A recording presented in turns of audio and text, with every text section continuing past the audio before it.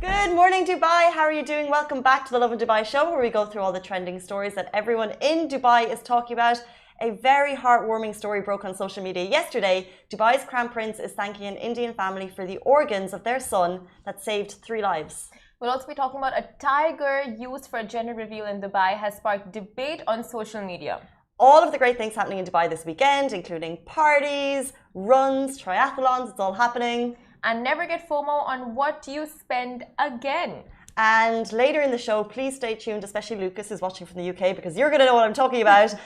We have Frankie Spencer from Married at First Sight UK. He's in studio talking all the trials and tribulations of what it was like to be on that show that went viral, that you married a stranger that you met at the altar for the first time. Now, we posted a teaser on Instagram yesterday. I just thought the comments were hilarious because someone was like, it actually happens all the time in India. I was like, oh yeah. Oh yeah, arranged marriages. Yeah, arranged marriage. Okay. Yeah, it's actually not that rare.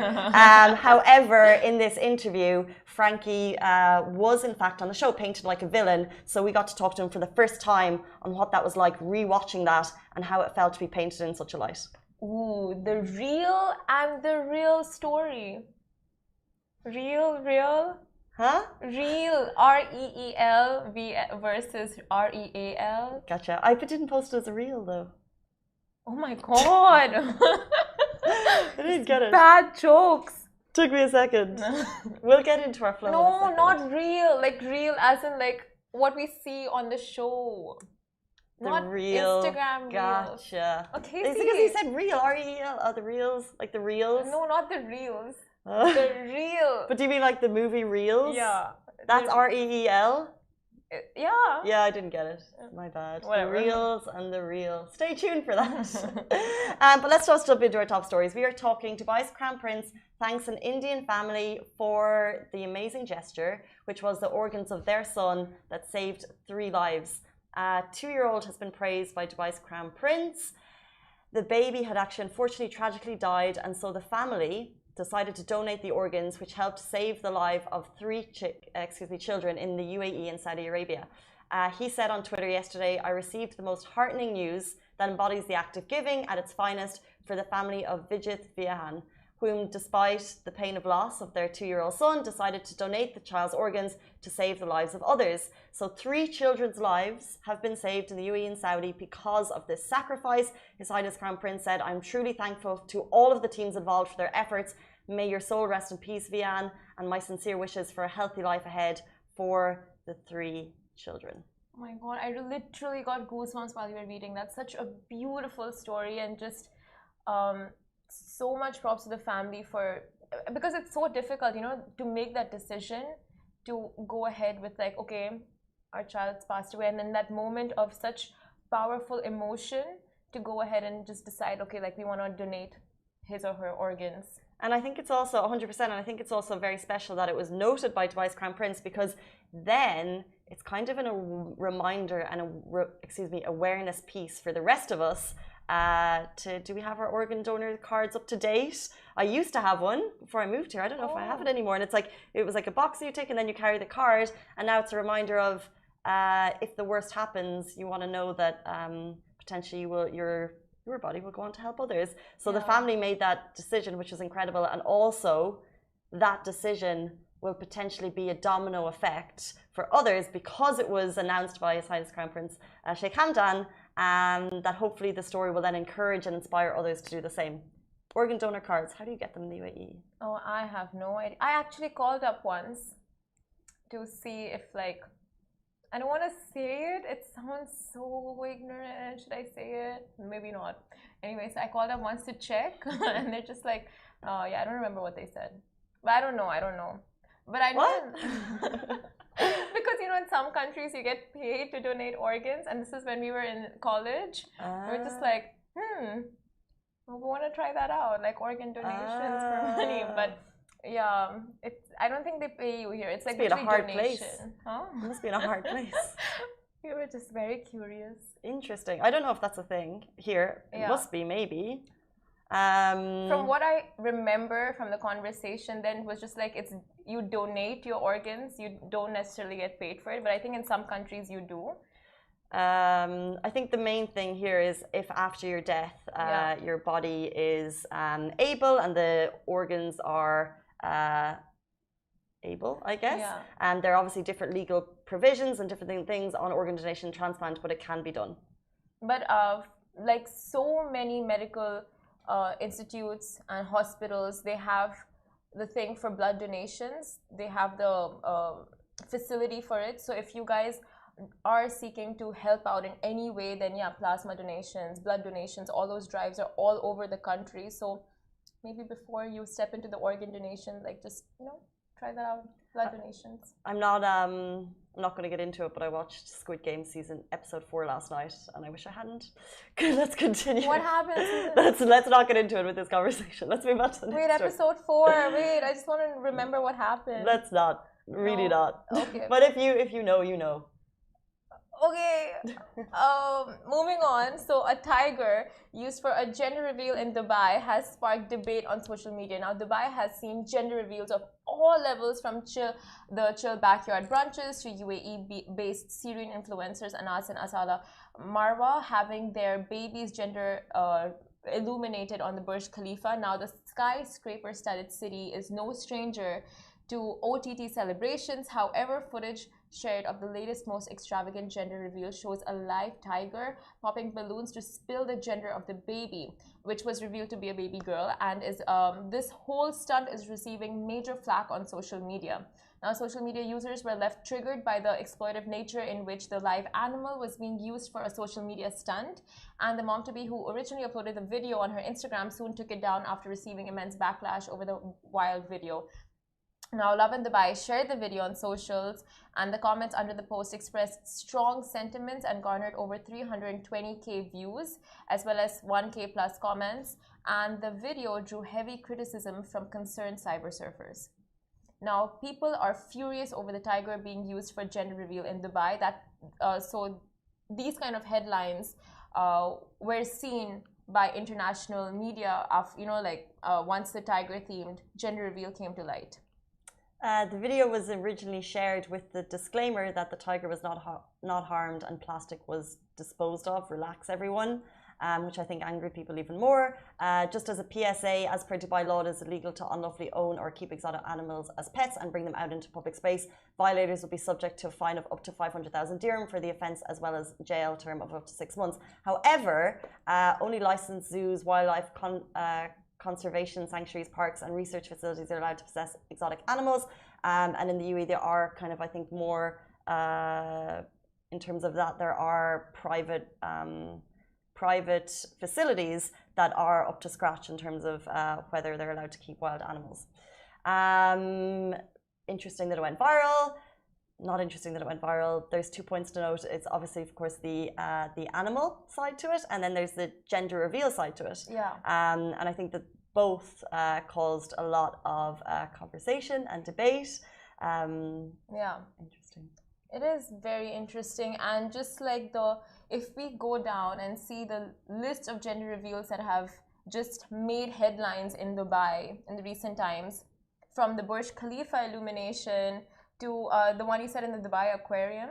That was just 2 days ago. Adorable. But it's interesting because I don't remember gender reveals being a thing 5 years ago, 10 years ago, and all of a sudden it's like people have parties for everything now, and now it's like revealing the gender of your child has become, and even if you're not like the most insane gender reveals have caused massive fires. Yeah. Caused a death in one case in the States. Oh my God. Caused the pregnant wife to be smacked by a bat in one of them. Like, it's just phenomenal. Yeah. And the whole, I get the celebration. It's a weird one. It is a weird one, but yeah, I mean, it's really great to see people celebrating. Just the whole thing of it is actually very just pure, you know, like celebrating the gender. Like, the whole concept is so nice, but then you take it up a level, take it up another level, take it up another level, and then it just turns out to be this. And then the wildfires that got started in California because of the gender reveals. Do you think all of this over the top showiness, which is potentially what it is, was this around before social media? Like, is this because people's lives level up? So it's like, I saw this on Instagram, so I want to look good on Instagram. Is this all because of social media? Because we're trying to continuously one-up the next person beside us, one-up our neighbors, and then we see what our neighbors doing, and then we want to do the same but better? You have found the root cause of all such problems. The culprits are there. Instagram. I also love you. Thank you for hosting our show. No, but I'm just, you know, in terms of social media, I wonder if that's it, because people just want to show the incredible life that they're living, but it's just gone to a stage that in some cases it's too much. I feel that's dissected so well. Like, yeah, it is all like, I mean, it is basically social media, just the opulence of showing off and one-upping someone else. Like, it really makes sense. But I really feel the next gender reveal, like there was a proposal very recently at the Expo 2020. So don't you think gender reveals might be a thing there as well? There was a proposal at the Expo? Yeah, so cute. So there's this fountain, like some magical water fountain happening at which pavilion? I'm not really sure. I can't remember now, but there was a really cute proposal. So I think that's going to become more of a thing at the Expo site. With the scientific knowledge, that's going to become a thing.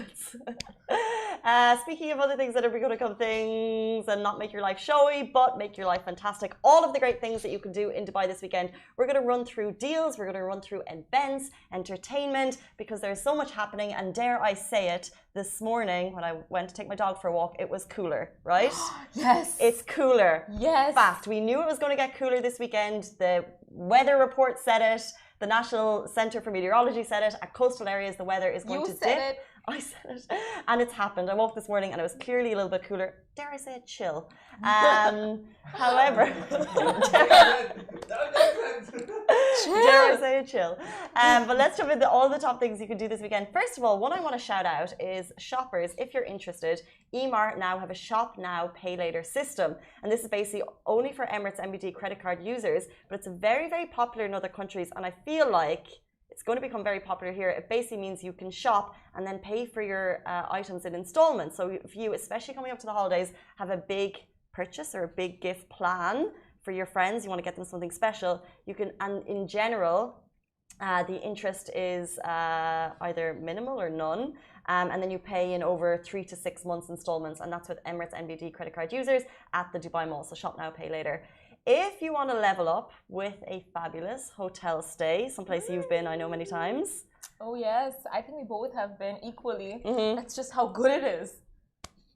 The Arjan by Rotana at Dubai Media City, they have this premium room deal. Now, if you saw our stories 2 or 3 days ago, I was down there. Basically, it's a room that has a pool in it. Your private pool, and that's from 999 dirham with breakfast. And if you want to add on dinner, it goes up to 1,200 and something, 1,249, I think. But just really, really spectacular if you want to do something fun with your friends, because the rooms are absolutely huge, by the way. Like, I was in there this week, it's like a mini apartment, it's unreal. Staying there, you want to go do something nice in this cool weather, you can head to Expo. Oh yes, the Expo. And well, Float, that's there. The newest floating nightclub is opening tonight. And so exciting. So exciting. Everyone's like super excited about that one. And maybe discuss why Simran is looking so glam today. Go in the later. Simran will be there. If you want to, as Shahir would say, come say hi. Oh yeah. Come say hi to Shahir. But He's gonna be there too. And it's the largest floating nightclub in the world. Oh my and God. Da Baby's going to be there performing this weekend. 3 nights of opening parties, free entry, and you need to reserve your table. There's minimum spend on tables, but it's free entry, which is unreal. But you need to get your name down. It's going to be absolutely popping. Absolutely, Pop. I'm gonna be there with your mom because I know she's arriving today. I would 100% be there, but my mum is arriving at 1 a.m. in the morning. Open till 3 a.m. So I'll be collecting her at the airport and bringing her home. And then tomorrow I have a baby shower, but I also would find it very difficult to go because tomorrow, as we know, Social Knockout 2 is off at the Coca-Cola Arena, which is going to be absolutely whopping.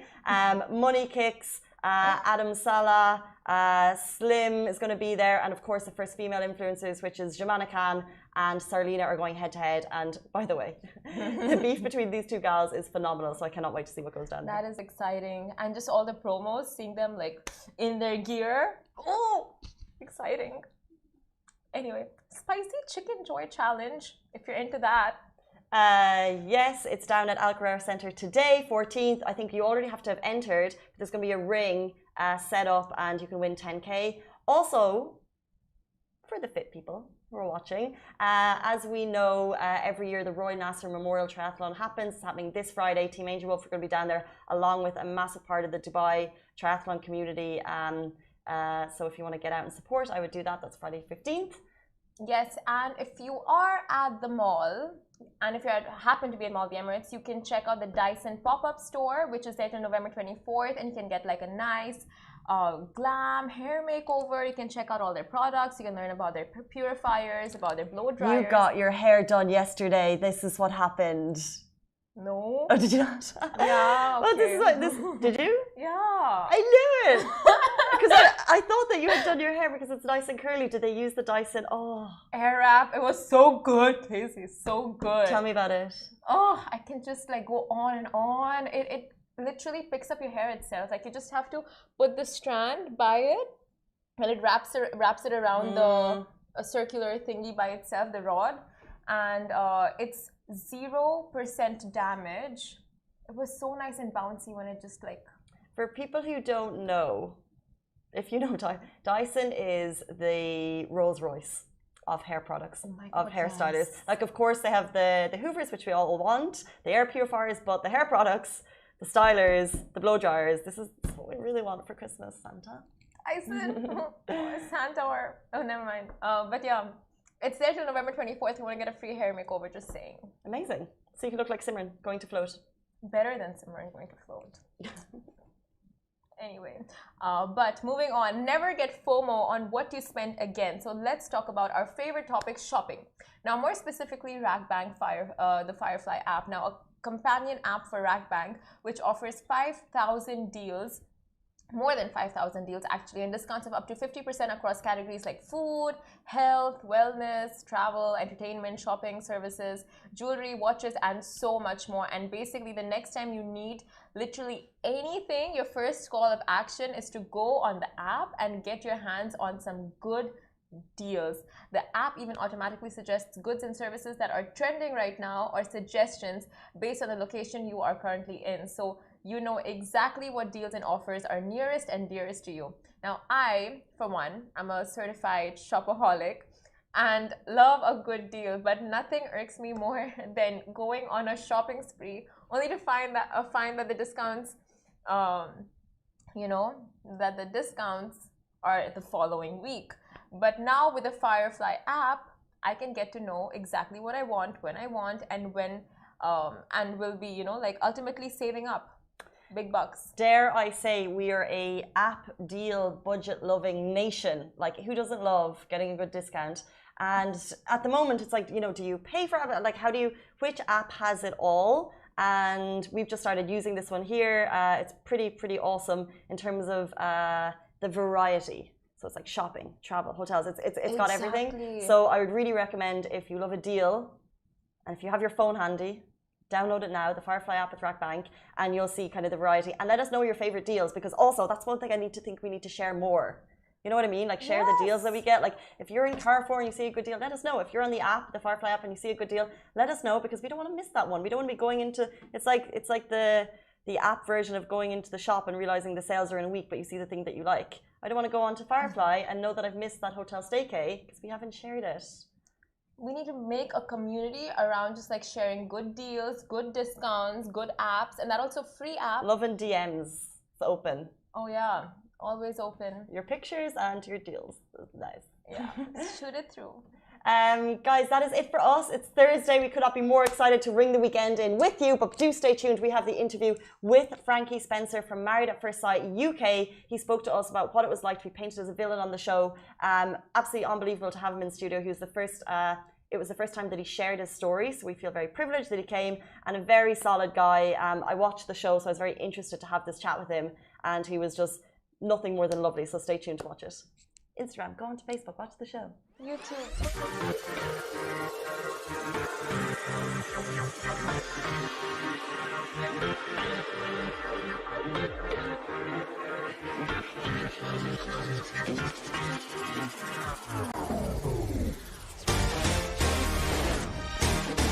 Welcome back to the Love in Dubai show. We are joined by Frankie, who has just appeared on the UK show Married at First Sight, the bold social experiment where single people are matched by experts, they marry total strangers, and they meet for the very first time on their wedding day.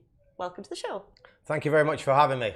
We are so excited to get into the nuts and bolts of Married at First Sight UK. I was glued, I was gripped. Yeah. Guys, Frankie is a Dubai resident, or was. Yep. 16 years. Yes. You left to go and take part in the show where you'd marry a total stranger. Thought process. Yeah, so basically I had a divorce a couple of years ago, and I tried for a couple of years to date, and it was really not going well, and I kind of gave up on it. So I was in a place of like just being lost with it all. And when I got a phone call to come on this show, as much as I understood that it can be very vulnerable, I thought, like all my life, whenever a challenge and an adventurous challenge is put in front of me, I just have to take it. I'm just like that. So yeah, so I went for it.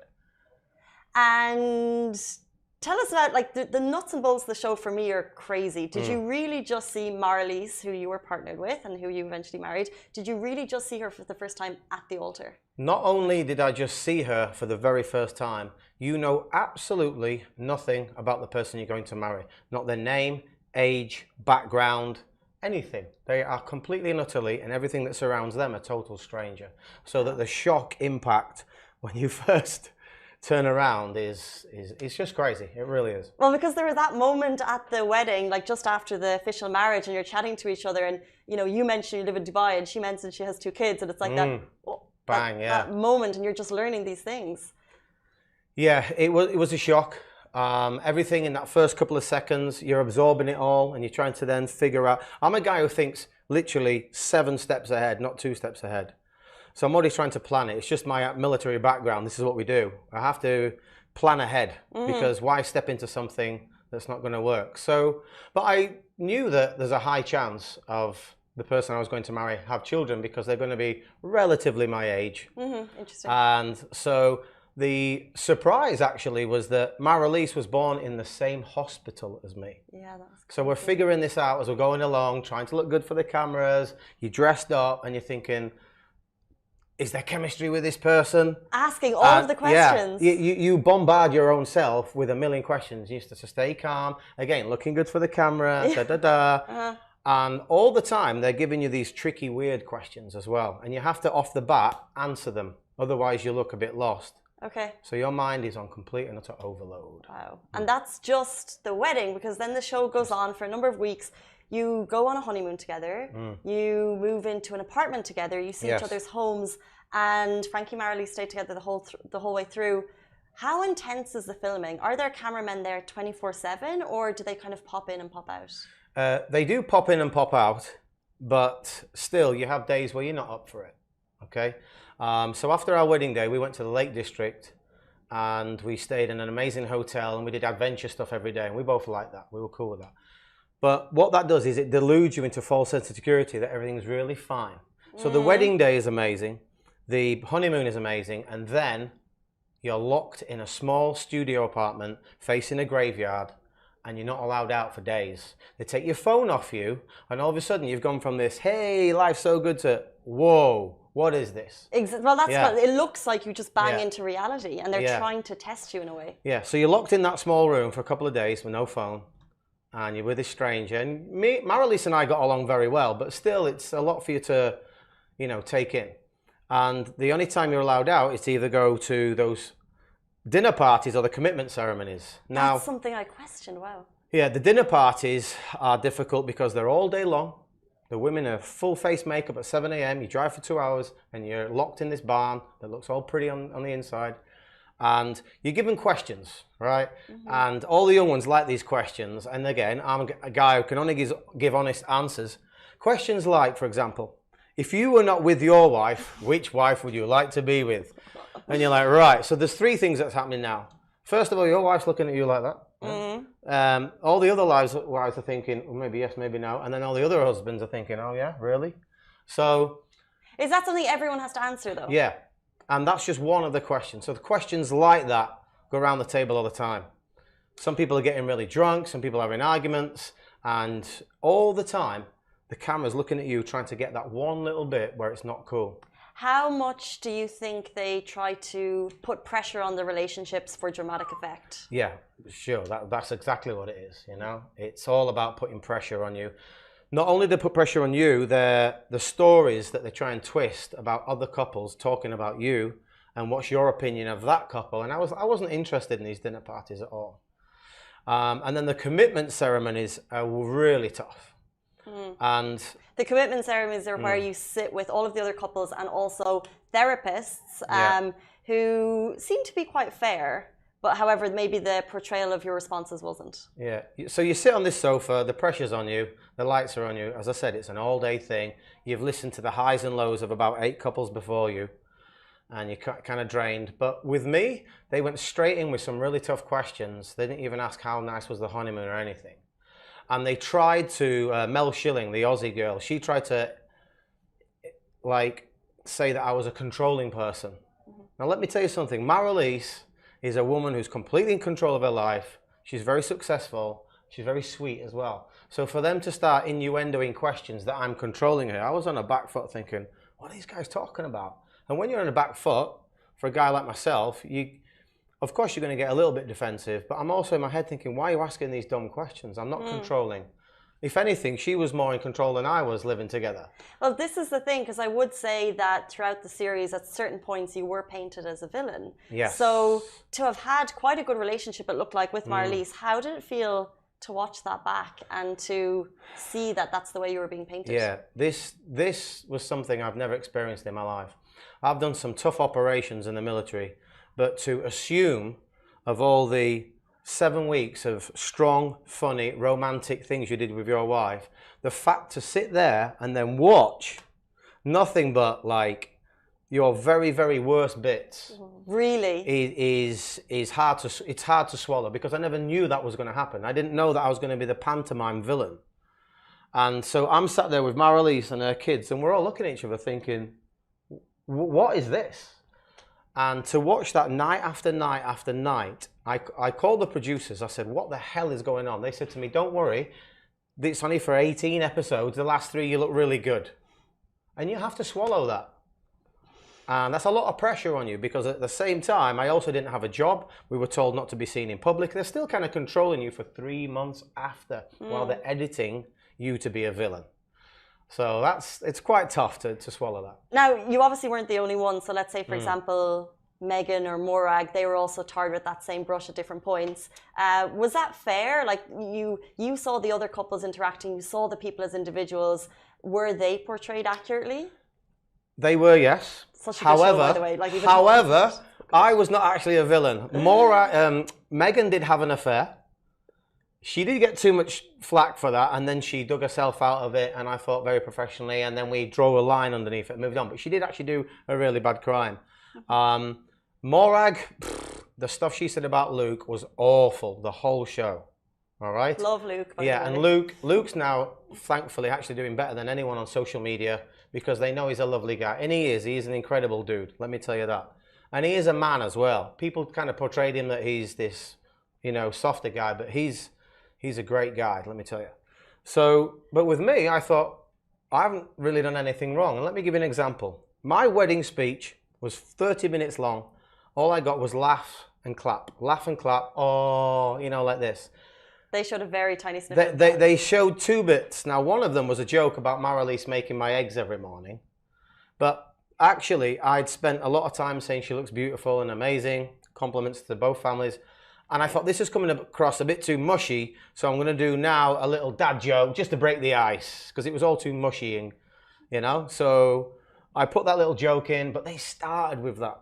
They started with these twisted jokes, and they played their facial expressions from something else. But you know what? It's a show at the end of the day. I guess that's how the editing happens. But let's say, for example, in the actual show, editing aside, what kind of moment stands out to you as that was a tricky moment for me on the show? My hardest part was getting around. I actually apologise for one comment, but it was edited really bad. So mid experiment, we're about 4 weeks in, and I knew that some of the other cast were not really understanding me, and I was being private. I was being private about a lot of stuff because Marilyse had children, and we said we're going to be a little bit closed. That was our team plan. And some of the other couples had a few things to say about that. Now, one of the dinner tables, I said, you know what, honey, I'm going to address the table tonight, and I'm going to tell them, like, guys, look, you know, we're private, so don't have a go at me for that. It's just how we are, you know. And all week I was waiting to build this. So a lull came in, and I went, guys, and as I went like that, Marilyse actually cut me up. And she knew I wanted to say this. So I went, don't speak when I'm speaking like that, you know, because she knew I wanted to get it out. Again, the editing. I remember So it came across really bad, and I did apologise, but yeah, so it is what it is. It's interesting that you say you decided to be more reserved because you guys were looked at as like the more mature couple. Yeah. Not just in age, but just in also how you acted. Yeah. And the final for me of the show was so positive between you guys. It was so beautiful. And you said kind of amazing things that you were going to move. And this was the main thing for Frankie and Marilyse, that you lived in Dubai. You were made the decision, moved to the UK, moved to her town to live near her kids. It was very touching. It was really nice. Was that a genuine decision at the time? So the final vows and the reunion were both strong for us. By the way, I have to say something, first of all, for the reunion. My final vows, I wrote a poem that was outstanding, and they cut it to a quarter of it. It was really, really good. And they cut it down to a quarter. So that I was fuming with. So when we've gone to the reunion... would you have seen the final vows? No, I hadn't seen anything. Okay. But still, it was 2 months after we'd finished. So we go to reunion, and we were in a really good place then. And it was great for me to tell the experts of how much I was accepted by Marilyse's children, and that I was 100% happy to leave my cool Dubai life for now a more mature life. And the reason why I came to that is this. I love what I've built here in Dubai. It's been hard work, but I'm 47 years old, and the cool things are cool, but I need to start doing more family and more mature orientated things. And it was beautiful to go down that road in my mind with Marilyse and her children, okay? Now, so people then watch that, we'll see how good we are, and that's the final episode, but in the real world, it was months on, and the sad news is that we broke up. We broke up for private reasons, which I obviously will not say, and so the public had seen us do a U-turn, they believed, in 2 nights from not getting on to really getting on, and then seeing in the news 2 days after reunion being aired that we had broken up. We have remained friends. We speak most days, and she's a great person. What more can I say? But it just didn't work out. If you're 25 years old and you have a few things going in your life, to make the chemistry and the perfect thing of a relationship is easier than when you're a super established 37-year-old woman with 2 kids and a 47-year-old guy who's also got his life. It's just harder for it to gel and bond. And unfortunately, for the long term, it hasn't turned out. Maybe we're still actually in the whirlwind of all this crazy experiment, and maybe in the future, like I'm going to go back at end of year, I'm sure I'll go see her and say hi it maybe could rekindle itself. Yeah. But at the minute we're still in, seriously, our minds are still trying to adjust, adapt, and come back down to earth. Our social medias have gone up. Now that takes a big effect as well.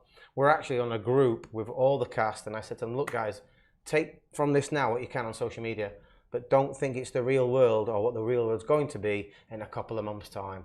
100%. Because news today is chip paper tomorrow.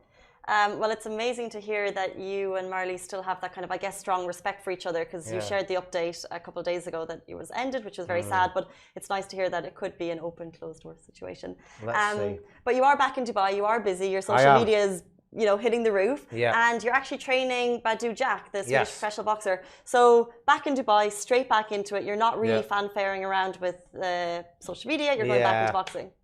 Yeah. So actually, I heard about this gig 2 months ago when I was still with Marilyse, and I did tell her, if this job is confirmed, I will go regardless, because it's an 8-week project that I can't turn down for 2 reasons. Number one, bigger than social media to me is what I am on this earth to do. And my job is a strength and conditioning coach for fighters, both boxers and MMA.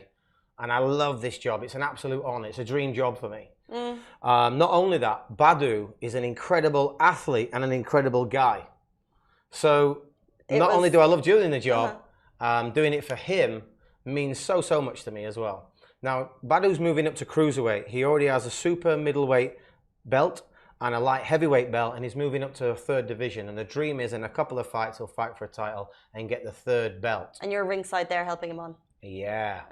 But it's not just that, because also you are massively involved in the government games, which by the way is coming back, guys, after a year hiatus thanks to COVID. One of the coolest kind of unique mentally, physical challenges that has governments from around the world and different entities, and your involvement is? Yeah, I'm trainer for the Dubai Municipality team. Oh my gosh, now, so cool. Let me tell you something. 3 years ago, we unfortunately came 4th and not a 3rd or 2nd, because we got to the final with an amazing team. I love them, I'm proud of them. And my fittest girl, she broke her foot on a training session in between the preliminaries and the finals. And we were devastated. So we bring in a substitute to fill her gap. And on the actual finals, we could only make 4th, okay? We knew we should have been 3rd or 2nd. We couldn't ever be 1st because His Highness's team, Fazza, was just an unbelievable team. But we knew we could have been 2nd or 3rd.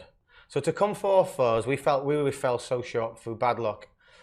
Then the following year came, which was last year, and our team now, we were absolutely flying. COVID hit, and we're again. So the feeling for me and for the whole team is unfinished business. Like I can't sleep thinking about it. And it's majority same team again? It's almost the same team again. It's the 9th to the 11th of December. If you haven't seen Gov Games in December, you have to come down and see it. It's the coolest event ever. 100%. Imagine taking an obstacle course race, but taking out the boring millions of miles in between, but making the obstacles actually like something from Gladiators and Disney and Ninja Warrior all rolled into one. You can't miss this event. It's literally unreal. I was down there one year at Kite Beach, and it's just like, it's like an adult fitness person's playground basically, but with insanely fit people. We're coming close to the end. We don't have a huge amount of time, but 2 questions from the audience. First one is, Daniel Craig is down. Would you consider taking the role? Number 1, I get asked this question all the time. Well, should I do the next James Bond? Let me tell you something. I'm overqualified. Yeah, of course I'd love to, but I think either Tom Hardy or Idris Elba is probably a little bit above me. I think we have a picture of you in the suit coming up here on the wedding day, and that's what people are referring to. Finally, are you happy to be back in Dubai? Damn right I am. It was a tough decision, and I was putting myself through, start growing up now, start having the adventurous lifestyle, start being a dad and a family member. But it's so easy to come back here. I love this city. It's the best city in the world. That's why I spent 16 years here as a freelancing guy. Dubai's superpower is how it manages beautifully to make every culture in the world all welcome here. And the people who I've met from all around the world is what makes it really, really special. And every single month, there's a new cool thing happening. And I love that. I 100% agree. And Very finally, before we go, a quick shout out to your mom. I thought she was absolutely adorable on the show. Joyce the voice. Just and like some of the questions she asked Marley, Yeah. she was like, "Will I see kids?" It was very lovely. And also to the Dubai Whites, which is actually how I made the connection. Dubai Whites. Leeds. Leeds. Guys, that is it. Thank you so much for your time. Appreciate it so Thank much. you. That is it Thank for us you on the very Dubai much. show. This is Frankie from Married at First Sight UK. He's back in Dubai. Goodbye from us.